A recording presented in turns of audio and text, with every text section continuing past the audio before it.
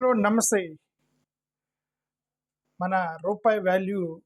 90 దాటి ఇది ఇప్పుడు వారం అయింది.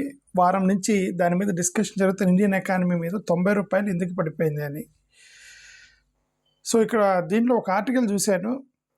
నాకు ఆర్టికల్ నచ్చింది. ఇంకొకసారి రిమైండ్ చేద్దామని నేను ఈ వీడియో చేస్తున్నా. రూపాయి విలువ పడిపోవటానికి ఏంటి కారణం? ఎకనామిక్ చేంజెసా, మార్కెట్ డైనమిక్సా, లేదంటే గవర్నమెంట్ ఎకనామిక్ మోడల్ ఫెయిల్యూరా అనే దాని మీద ఒక అతను ఆర్టికల్ రాశాడు. అతను ఏమని రాశాడు? It's a government economic model failure అని రాశాడు. So inspired by that article నేను మీకు చెబుతున్నాను. నాకు కూడా కరెక్ట్గా అనిపించింది. మనం ఏదో మార్కెట్లో వచ్చిన చేంజెస్ని బట్టి, లేదంటే ఇంటర్నేషనల్ మార్కెట్లో వచ్చిన గొడవలను బట్టి రూపాయి పడిపోలేదు. Government economic model, it is a falsified flaw, there is a flawed government economic model అని అతను ఆర్టికల్ రాశాడు. దాన్ని బట్టి కొద్దిగా నాకు కూడా అక్కడక్కడ ఇన్ఫర్మేషన్ గ్యాదర్ చేసి మీకు చెప్తాను. అతను ఏం రాస్తాడంటే, according to him or according to me, anyway నేను అతను ఆర్టికల్ చూపించట్లేదు కాబట్టి ఇంక అకార్డింగ్ టు మీ అనే అనుకోవాలి. అకార్డింగ్ టు మీ, నా అభిప్రాయం ప్రకారం రూ. 90, 2014లో రూ. 60. మోడీ గవర్నమెంట్లోకి వచ్చినప్పుడు రూపాయి విలువ రూ. 60 అయితే ఇప్పటికి రూ. 90. 14 నుంచి 25కి 10 సంవత్సరాలు, 11 సంవత్సరాల్లో రూపాయి విలువ రూ. 30 పెరిగింది. రూ. 60 అంటే 50% పెరిగింది. ఇది అసలు అది ఊహించినటువంటి హైక్ అనమాట. అది 50% పెరగటం అనేది ఊహించిన హైక్, అది పెరిగింది. అది సో ఎందుకు పెరిగింది అని అంటే ఇక్కడ చాలా కారణాలు. Manufacturing lead growth ఇనిషియేటివ్స్ని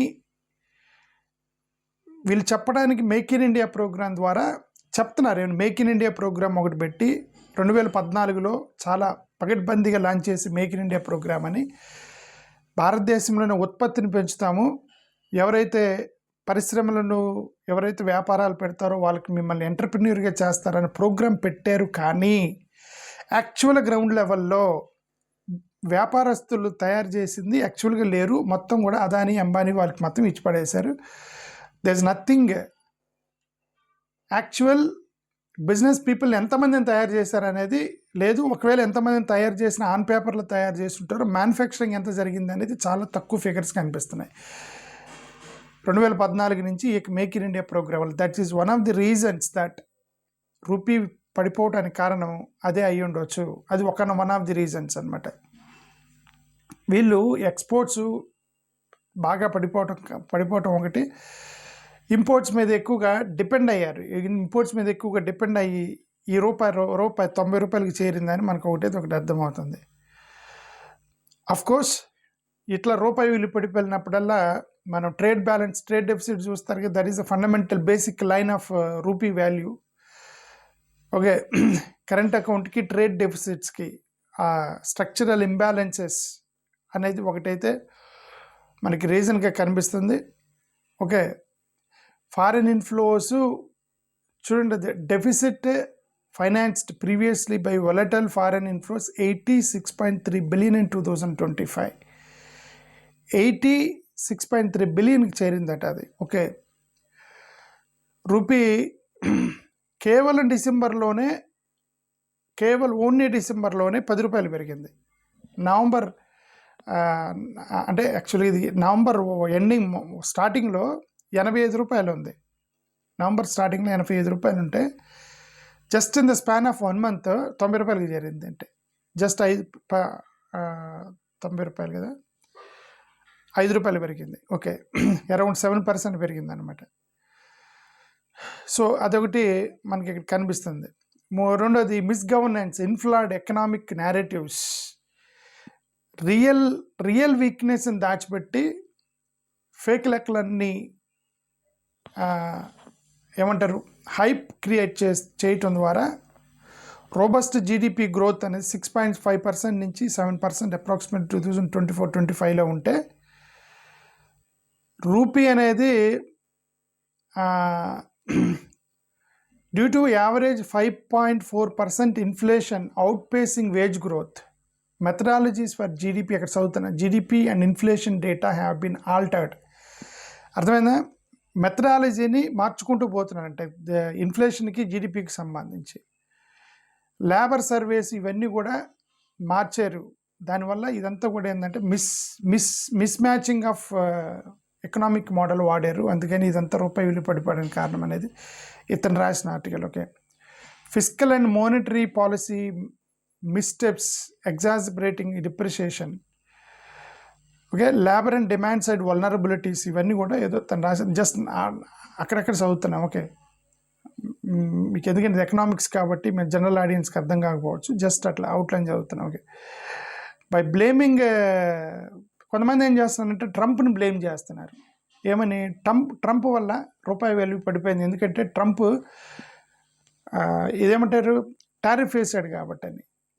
Trump tariff వేయటం వల్ల పడలేదు. ఎందుకంటే ఇది ఒక సిస్టమాటిక్గా క్యుములేటివ్ డిక్లైన్ అనమాట. అది సిస్టమాటిక్గా డిక్లైన్ అవుతూ వచ్చింది 2014 నుంచి మొదలుకొని ఇప్పుడు 2025కి 90 రూపాయలకు పడిపోయింది. ఓకే, రూపాయి వాల్యూ. ట్రంప్ టారిఫ్ వేసింది మొన్న, జస్ట్ ఒక 2-3 మంత్స్, ఒక 6 మంత్స్ మ్యాక్సిమం. ఈ గొడవ మొదలైంది 6 మంత్స్ నుంచి. బట్ 2014 నుంచి గ్రాడ్యువల్గా పడిపోతూ వస్తుంది రూపాయి వాల్యూ. 2014లో 62 రూపాయలు, 60 నుంచి 62 రూపాయల మధ్యలో ఉంటే ఇప్పుడు 90 రూపాయలకు వచ్చింది అనమాట. సో మరి 2014 నుంచి గ్రాడ్యువల్గా పడుతున్నప్పుడు ట్రంప్ని మనం అనలేం. We cannot bluntly blame Trump. So chronic trade, current account deficit, అది మనం చూస్తే capital flow volatility 18.23 billion net outflows, దాని గురించి ఆల్రెడీ టారిఫ్. సో అది ఇంకొకటి ఏంది, మ్యానుఫ్యాక్చరింగ్ సెక్టార్ అనేది మనం చెప్పాము ఆల్రెడీ. మ్యానుఫ్యాక్చరింగ్ సెక్టార్ ఇప్పుడు మేక్ ఇన్ ఇండియా ప్రోగ్రామ్ అని వాళ్ళు మ్యానుఫ్యాక్చరింగ్ సెక్టార్ పెట్టి 2014లో 15-16% ఉంది అనమాట. ఎంత? 2014లో 15-16% ఉంటే ఇప్పుడు 2025కి 25% పెరిగింది. ఓకే అని గవర్నమెంట్ చెప్తుంది. ఏమని? ఆన్ పేపర్లో 2014లో 15-16% మ్యానుఫ్యాక్చరింగ్ కాంట్రిబ్యూషన్ టు జీడిపి అంటారు దాన్ని. కాంట్రిబ్యూషన్ టు జీడిపి 15-16% ఉంటే 25కి 25%కి పెరిగింది అని ఒక లెక్కలు చూపిస్తున్నారు. కానీ యాక్చువల్గా 16-17% మాత్రమే స్టాగ్నెంట్గా అలా ఆగిపోయి ఉంది యాక్చువల్ ఫిగర్స్. బట్ వీళ్ళు ప్రొజెక్షన్ చేస్తున్నారు 25% తీసుకెళ్తున్నామని. మరి 15-16% 2014లోనే ఉంది కదా. మేక్ ఇన్ ఇండియా ప్రోగ్రామ్ పెట్టి మీరు ఏమి అచీవ్ చేశారంటే nothing. They did not achieve anything through make in India program. Just ఆ ప్రోగ్రామ్ అలా ఉండిపోయింది అంతా. ఎవరికి డబ్బులు ఇవ్వలేదు, ఎవరిని మ్యానుఫ్యాక్చరింగ్ చేయలేదు, ఎవరిని ఎవడు కూడా ప్రొడక్షన్ చేయలేదు దాని మీద. ఊరికే ప్రోగ్రామ్ అలా ఉండిపోయింది. 2014 15-16 ఉంటే ఇప్పుడు 16-17 1% పెరిగింది అనమాట యాక్చువల్ ఫిగర్స్. బట్ వాళ్ళు చెప్పడం 25% పెంచుతాము అని ఏం పెట్టుకొని స్టార్ట్ చేశారు. అది ఎక్స్పోర్ట్స్ వీక్ ఉన్నాయి, 253 ఫ్లాట్గా ఉన్నాయి ఎక్స్పోర్ట్స్. క్రానిక్ ట్రేడ్ డెఫిసిట్స్, అది మనం ఆల్రెడీ మాట్లాడాము. ఓకే, జాబ్ క్రియేషన్, ఇది ఇంకొకటి బిగ్గెస్ట్ ఫెయిల్యూర్ ఏంటంటే జాబ్ క్రియేషన్. ఓకే, ఇంకోటి రిజర్వ్స్ని వాడారట. ఎంత రిజర్వ్స్ వాడారు? The RBI sold billions in dollars, 50-80 billion in late 2024, early 2025. ఎంత? 50-18 బిలియన్ US డాలర్స్ అమ్మేశారట. రూపాయి విలువ పడిపోతుంది, దాన్ని స్టాగ్నెంట్గా ఉంచడానికి వాళ్ళు డాలర్లు అమ్మేసి మేనేజ్ చేయడానికి ట్రై చేస్తారు, సర్క్యులేట్ చేసి రూపీని. ఓకే, అదొక ట్రై చేశారని చెప్పి అదొకటి ఇక్కడ కనిపిస్తుంది. ఓకే, సో ఇది ఫాల్స్ జీడిపి, అదే ఇంకా ఫాల్స్ జీడిపి చెప్పాను కదా. 8.7% వాళ్ళేమో చెప్పడానికి 8.2% 2025-26కి 8.2% పెరిగిద్ది అని అన్నారు. బట్ నామినల్ గ్రోత్ 8.7% ఉందన్నమాట. బట్ డిఫ్లేటర్ 0.5% ఉంది. ఫస్ట్ ఈ 24 క్వార్టర్స్ లో అతి తక్కువ అది 0.5% అనేది. ఓకే, డిఫ్లేటర్ అనేది జీడిపి డిఫ్లేటర్ అంటారు దాన్ని. అంటే almost that will lead to inflation అనమాట. సో ఈ స్టాటిస్టికల్ డిస్క్రిపెన్సీస్ కూడా అదే ఇంక చెప్పాం, స్టాటిస్టికల్ మెథడ్స్ మార్చారు, జీడిపి మెథడ్స్ మార్చారు. అందుకే మొన్న IMF వాళ్ళు C గ్రేడ్ ఇచ్చారు దానికి క్యాలిక్యులేషన్ చేయడానికి. సో అదొకటి మనకు కనిపిస్తుంది. మిస్లీడింగ్ లేబర్ మార్కెట్ డేటా ఒకటి, ఇది అతి పెద్దది ఏంటంటే మిస్లీడింగ్ లేబర్ మార్కెట్ డేటా చూపించారు. అంటే యాక్చువల్గా అన్ఎంప్లాయ్మెంట్ లేదు అంటే అన్ఎంప్లాయ్మెంట్ని తగ్గించామని చెప్తున్నారు వీళ్ళు యాక్చువల్గా. కానీ ఎట్లాంటి వాళ్ళని క్యాలిక్యులేట్ చేశారంటే ఎవరికన్నా ఒకరికి 1 అవర్ ఒక గంట ఎవరన్నా పార్ట్ టైం జాబ్ చేస్తారు కదా, ఆ 1 గంట పార్ట్ టైం జాబ్ చేసేవాడిని కూడా ఉద్యోగం ఉన్నట్టు చూపించారు. లేదంటే ఒక టీచరు బతకడానికి, లేదంటే ఒక ఇంజనీరింగ్ చదువుకున్న పిల్లోడు వాడు బతకడానికి కూలి పనికి వెళ్ళాడు అనుకోండి, వాడిని అడిగితే ఏం చేస్తున్నాడు, కూలి పని చేసుకుని, అయితే వాడికి ఉద్యోగం ఉన్నట్టుగా రాసుకున్నారు. ఇలాంటి లెక్కలన్నీ చూపించేసి అన్ఎంప్లాయ్మెంట్ నుంచి బయటికి తీసుకువచ్చామని చూపించారు అనేది ఒకటైతే ఇక్కడ ఒక ఎలిగేషన్ అనమాట. అది stagnant female participation. I think అది ఇంకా గతంలో 33.7% ఫిమేల్ పార్టిసిపేషన్ ఉండేది. ఎంప్లాయ్మెంట్లో 33.7% మహిళలు మాత్రమే ఉద్యోగం చేస్తున్నారు, మిగతా వాళ్ళంతా హౌస్ వైఫ్స్ ఉన్నారనమాట. అంటే నాన్ ఎర్నింగ్ పీపుల్, మిగతా వాళ్ళు మొత్తం కూడా. ఈ 33.7% ఇంప్రూవ్ చేయలేకపోయారు. అంటే అర్థం ఏంటంటే మహిళలకి స్కీమ్లు ఇవ్వలేక, మహిళల్ని ఇప్పుడు మేక్ ఇన్ ఇండియా ప్రోగ్రాంలో మహిళలకే పెట్టారు. మరి మహిళలకే పెట్టినప్పుడు SC STలకి మహిళలు ఎలిజిబుల్ మేక్ ఇన్ ఇండియా ప్రోగ్రాంకి.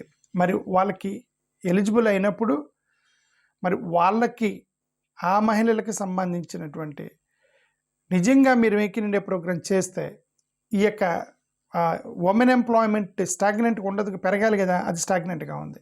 That is another indication that these are all ఇదే. సో అల్టిమేట్గా స్టాటిస్టిక్స్ని మిస్యూజ్ చేశారు. ఓకే,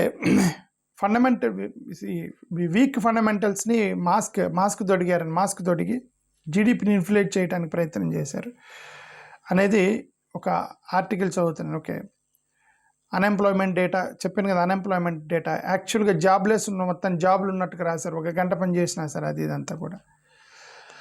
సో ఇవన్నీ కూడా రీజన్స్ ఈ రూపాయి పడిపోవడానికి కారణమని ఒక ఆర్టికల్ చదివి మీకు చెప్పాలనిపించింది. థ్యాంక్ యూ, నమస్కారం.